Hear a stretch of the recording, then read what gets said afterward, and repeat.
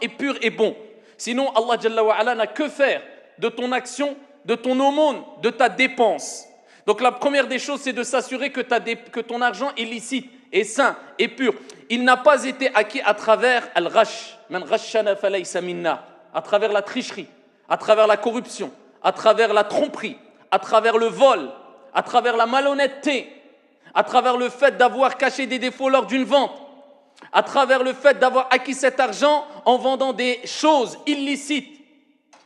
À ce moment-là, si tu as respecté cette première condition, c'est-à-dire d'avoir de l'argent licite que tu as gagné à travers la sueur de ton front, sans voler l'argent à qui que ce soit et sans t'accaparer d'un bien qui ne t'appartient pas, tu passes à la deuxième étape. Comment dépenser cet argent? Eh bien, sache, Abdallah, que l'argent qu'il y a entre tes mains, c'est un test, c'est une épreuve de la part de ton Seigneur Tabaraka wa Ta'ala. Pourquoi? Parce que Dieu te le rappelle à travers le fait qu'il te donne et qu'il le reprend. Le plus riche des riches parmi les êtres humains devra mourir. Donc il a eu cet argent, il repartira sans un seul billet dans sa tombe. Il devra laisser cet argent. Preuve en est que c'est un test. Dieu te le donne et Dieu te le reprendra. Tu l'as entre les mains aujourd'hui, demain tu ne l'auras pas. Même si tu es riche, que tu sois croyant ou non, dans tous les cas tu devras mourir et tu rapporteras pas ou emporteras pas des billets avec toi dans la tombe. Et même si tu le faisais, Abdallah, il suffirait de quelques jours ou quelques mois, eh bien pour que ces billets se désintègrent avec la terre, comme ton corps. Al-mal, malullah, l'argent, c'est l'argent de Dieu. Et c'est pour ça qu'à plusieurs reprises, Allah Jalla wa Ala dit dans le Coran, wa anfiqu mimma razaqnakum, et dépensez de ce que nous vous avons octroyé, ce que nous vous avons donné. Donc l'argent que tu as entre les mains, du moins en tant que croyant, nous avons cette croyance, nous reconnaissons que c'est l'argent, c'est un bienfait, eh bien, venant de notre Seigneur. Et à travers ce bienfait, Dieu nous éprouve, voir est-ce que tu vas lui obéir ou pas. Est-ce que tu vas utiliser cet argent d'une bonne manière ou pas. Est-ce que tu vas le dépenser pour satisfaire ton Seigneur Tabaraka wa Ta'ala ou pas, sachant que dans le hadith rapporté par Al-Bukhari wa Muslim, le prophète alayhi salatu wa salam nous dit, il n'y a pas un jour sans qu'Allah Jalla wa Ala envoie malakan, 2 anges, tous les jours. Allah envoie 2 anges et ils invoquent en ta faveur ou contre toi. Et ils disent en la faveur ou pour celui qui a dépensé dans cette journée-là. Ce n'est pas une fois par mois, ce n'est pas une fois par an. Et là, je ne parle pas de l'impôt obligatoire dans l'islam, az-zakah qui est obligatoire, l'aumône légale qui est de 2,5%, qui doit être retiré de ta somme amassée tout au long de l'année à partir du moment où tu as franchi le nisab, le seuil minimum imposable qui correspond à 85 grammes d'or, et pour d'autres, on pris comme référence l'argent. Je ne parle pas de cet impôt obligatoire, je parle des œuvres surérogatoires et entre autres, des aumônes surérogatoires. Chaque jour, Allah envoie 2 anges, et il y en a un qui dit « Ya Allah », il fait dua, « Malak », « Yad'u lak », il invoque pour toi, pas contre toi. Il dit « Ya Allah », accorde à toute personne ou à celui qui a dépensé une récompense ou une compensation. Khalafan. Et un autre dit, Ya Allah, accorde la ruine ou la faillite à celui qui n'a pas dépensé, qui a retenu, qui a été avare. Donc, si tu veux faire partie des gens qui recevront l'invocation, non seulement la satisfaction de Dieu, et la réussite de leur examen, tu as réussi ton examen, Dieu t'a donné de l'argent entre les mains, il te teste, qu'est-ce que tu vas faire avec? Tu vas être dépassé ou pas? Parce que c'est naturel, tout le monde aime l'argent. Quelqu'un dit, moi j'aime pas l'argent, Kedhab, c'est un menteur. Al-mal ou al-banoun, zinatul hayati dunya. Les biens comme l'argent, eh bien, Dieu rappelle dans le Coran que c'est quelque chose que Dieu a enjolivé pour les gens. Wal baqiyatu salihatu khayrun 'inda rabbik. Et Allah rappelle que les œuvres salutaires, ce qu'ils perdurent, sont meilleurs auprès de ton Seigneur Tabaraka wa Ta'ala. Donc Dieu te teste. Donc ici, chaque jour, tu es testé.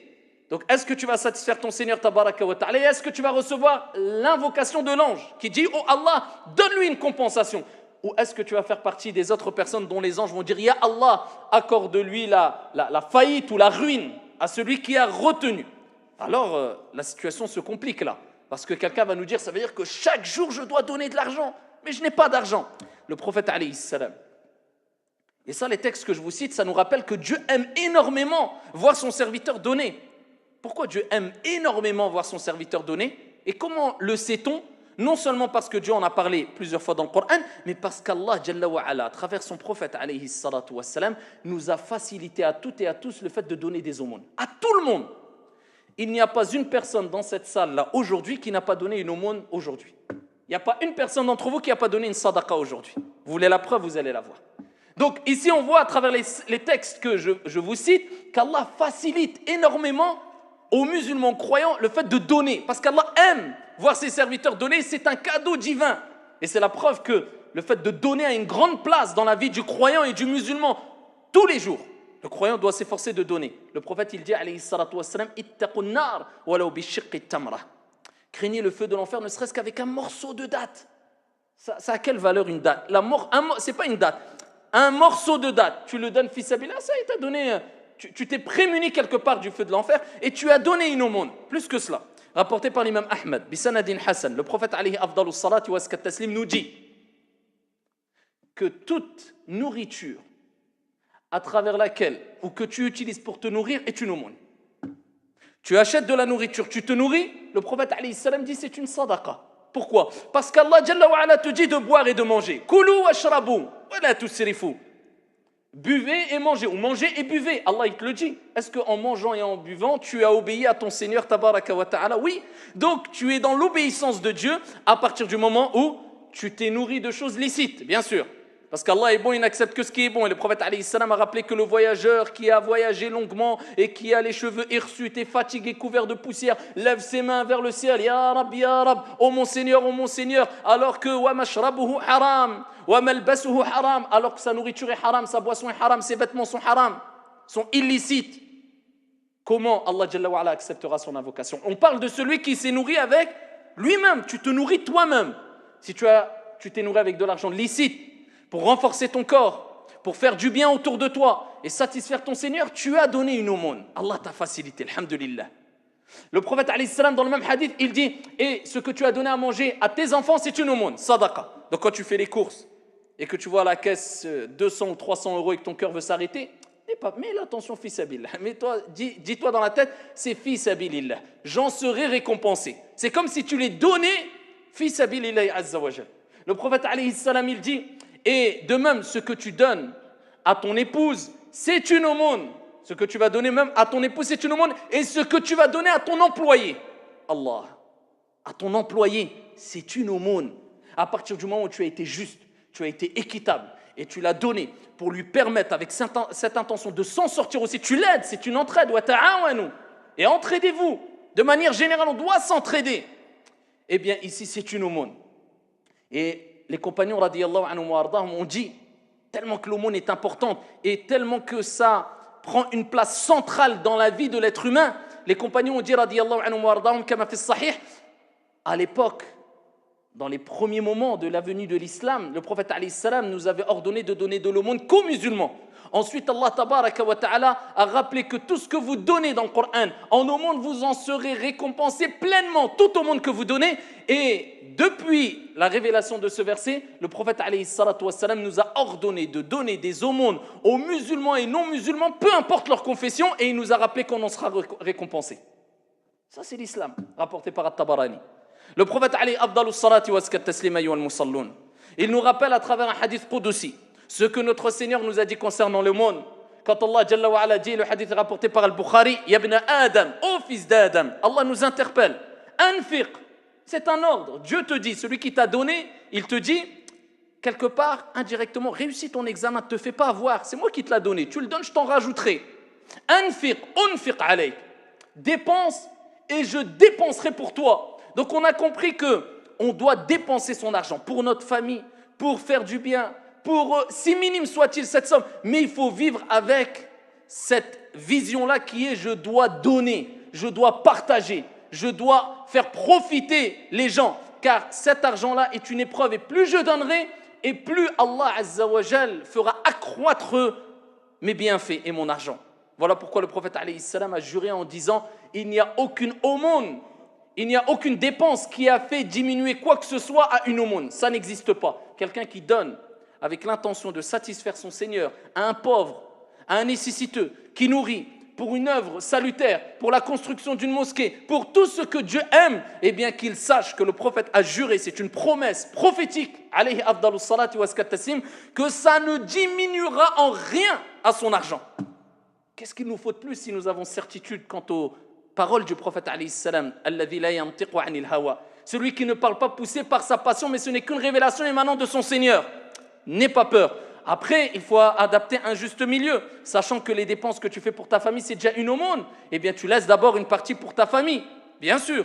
Et tu as le droit de faire des projets, tu as le droit de boire, tu as le droit de manger, tu as le droit de te faire plaisir, d'acheter des cadeaux pour toi, ta famille, les gens. Mais il faut aussi qu'il y a cette part d'aumône, d'argent, qui soit donnée à titre de sacrifice. Parce que plus tu fais une chose et qui demande du sacrifice, plus la récompense est grande. Pour les gens à l'extérieur, pour les projets, pour ce qui satisfait Allah Jalla wa Ala, et surtout, toujours se mettre en tête que tu dois être intelligent. Comme quand tu investis dans les choses qui rapportent le mieux pour une retraite de quelques années dans la vie d'ici-bas, dans un commerce ou autre, eh bien cherche à investir dans ce qui rapporte le plus pour ton au-delà. Dans les choses qui, quand tu sais tu vas donner de l'argent, eh bien ça va être une sadaqa jariya qui te fera profiter et tourner ton compteur de hasanat longuement. De plus, nous sommes pendant le mois du Ramadan. Alors les paroles que je dis, c'est bon et c'est valable pour Ramadan et pour en dehors du Ramadan. Lakin vous savez qu'il y a al-a'mal, les actions, eh bien qui ne sont pas récompensées de la même manière selon l'espace et le temps. Une action accomplie à la Mecque ou à Al-Madina, ce n'est pas la même chose que accomplir cette action-là ou cette prière-là dans cette mosquée dans laquelle nous sommes. Ils sont multipliés dû à la sacralité de l'endroit qui est la Mecque. Eh bien, pareil par rapport au temps. Accomplir une action pendant le mois du Ramadan, ça n'a strictement rien à voir avec le fait d'accomplir une action en dehors du Ramadan. C'est le mois où tu pourras amasser ce que tu ne pourras pas amasser sûrement aussi facilement dans tout le reste de l'année. Profite, tu ne sais pas si tu seras là l'année prochaine. Alors, tout ce qui est donné fi sabilillah, ça est valable pour toute l'année, mais plus pendant le mois du Ramadan. Voilà pourquoi le prophète alayhi salatu wassalam, il est rapporté fi sahih, comme l'a rapporté Abu Huraira dans une version, Ibn Abbas dans une autre version. Le prophète alayhi salam était le plus généreux des hommes. Regardez la qualité. Laqad kana lakum fi rasulillahi uswatun hasana. C'est lui notre exemple. Vous avez dans le messager d'Allah un excellent exemple. Eh bien, le prophète était le plus généreux. Alors, ceux qui disent, oui, nous devons suivre les pieux prédécesseurs et les compagnons, et à leur tête, le prophète, alayhi salam. Et donc, dans les pieux prédécesseurs, parce que certains, je pense qu'ils ne le savent pas, il y a bien sûr les 4 grands imams, l'imam Malik, Shafi, Ahmad et Abu Hanifa, mais ils disent à la tête le prophète, alayhi salam. Ça, c'est la théorie. Mais la théorie et la science sans action, c'est comme un corps sans âme, c'est-à-dire sans vie. Si tu veux être comme les compagnons et le prophète, eh bien tu dois être reconnu pour ta générosité. Man akthara min shay'in urifa bih. Et souvent des gens qui parlent des pieux prédécesseurs, eh bien malheureusement, quand ils parlent plus qu'ils agissent, eh bien on voit qu'ils sont connus pour leur avarice. On dirait qu'ils ont ici pire que des pinces dans les poches. Et quand il faut donner fi sabilillah, ils trouvent 1000 excuses. Je ne donne pas parce que tu veux suivre les salafs, les pieux prédécesseurs, eh bien donne et sois pas avare. Quand il y a l'occasion de donner pour une mosquée, donne. Pour un pauvre, donne. Et sois généreux fi sabilillah azza wa jal. Et si tu as de l'argent, c'est pas 1 euro ou 2 euros. Donne, vraiment, donne concrètement, ya Abdallah, comme faisaient les pieux prédécesseurs. Le prophète alayhi salam était le plus généreux des hommes. Et il dit Ibn Abbas, et il était encore plus. Alors, quel degré a dû atteindre la générosité du prophète alayhi salam pendant Ramadan? Il dit, il était encore plus pendant le mois du Ramadan. Le mois du Ramadan, si tu veux, ya Abdallah, c'est le mois du jeûne, du Coran et des sadaqas. Si tu as réuni ça pendant Ramadan, tu as tout réuni. Tu jeûnes, tu préserves ton jeûne, tu préserves ta lecture du Coran, Shahru Ramadan alladhi unzila fihi al-Qur'an, ton Coran et les aumônes, tu as réussi ton mois du Ramadan. Maintenant, à toi de les gérer. Quelle portion de lecture je vais lire, combien je vais donner fi sabilillah, et comment je vais préserver mon jeûne à travers le fait de ne pas médire, mentir, etc. C'est ça Ramadan. C'est le jeûne, c'est le Coran et c'est les aumônes. Et là, tu auras un Ramadan ici réussi bi'idhnillahi tabaraka wa ta'ala. Ayyuhal musalloun. Parmi les bienfaits des aumônes, et je pourrais en citer d'énormes bienfaits et longuement, mais je vais récapituler brièvement pour vous montrer l'importance de vivre avec des aumônes. Ça va t'aider tout au long de ta vie. tout au long de ta vie. Quand tu donnes, sache que ça apporte des résultats ici-bas, avant l'au-delà, énormes. Alors l'au-delà, j'en parle même pas. En tout cas, j'en parlerai dans quelques instants. Ici-bas, le prophète alayhi salam fi sahih, il dit « Daou mardakum bis sadaqa » Combien de gens se plaignent parce qu'ils sont malades?